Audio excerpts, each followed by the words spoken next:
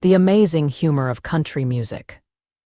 The playbook of the funniest country songs ever written. By T.J. Allen. Copyright 2025 Times Sciences Books. All rights reserved. 3 chords and a punchline. There's an old saying in Nashville, if you can't laugh about it, write it down and sell it. Country music has always been half therapy, half autobiography, and the rest pure comedy, long before anyone thought of calling it Americana or roots music.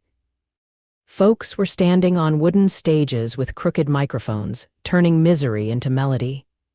And somewhere between the second divorce and the third chorus, they discovered something profound. It's easier to cry when you're laughing. This book is a road trip through that laughter, an open-tuned love letter to every songwriter who ever rhymed beer with tear and somehow made it sound like hope. We'll be visiting the honky-tonk philosophers, the hayseed punsters, the gospel pranksters, and the digital age meme cowboys who all share one sacred truth. There's no problem on earth that can't be temporarily fixed with a clever line and a steel guitar. The roots of country humor go back to a time when humor was the only luxury people could afford. Out in the cotton fields and coal towns where tragedy was as common as rust, laughter became rebellion. Every witty verse was a quiet act of defiance, a way of saying, "You didn't beat me yet." Homer and Jethro cracked jokes about city slickers, Roger Miller turned existential dread into tap-dancing poetry, and Jerry Reed made truckers sound like philosophers in denim. If America ever had a comedy club on wheels, it was a 1970s CB radio.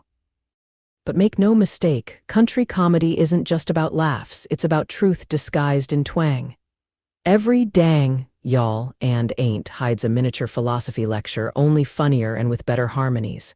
A line like, "You're the reason our kids are ugly," tells you more about human relationships than most therapy sessions. "Drop Kick Me, Jesus, Through the Goalposts of Life" manages to be both ridiculous and reverent, a hymn you can two-step to. And "She Got the Gold Mine, I Got the Shaft" might as well be the national anthem of post-divorce economics.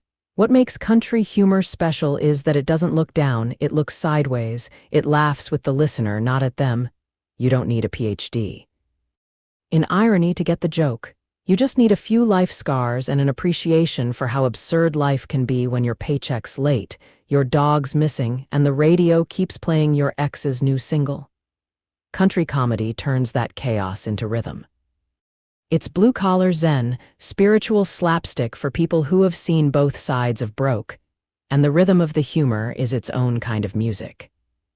The way a punchline lands on a downbeat, the way a pun sneaks into a rhyme, the way the fiddle lingers a half-second too long after the joke, these are acts of craft as careful as any Bach fugue.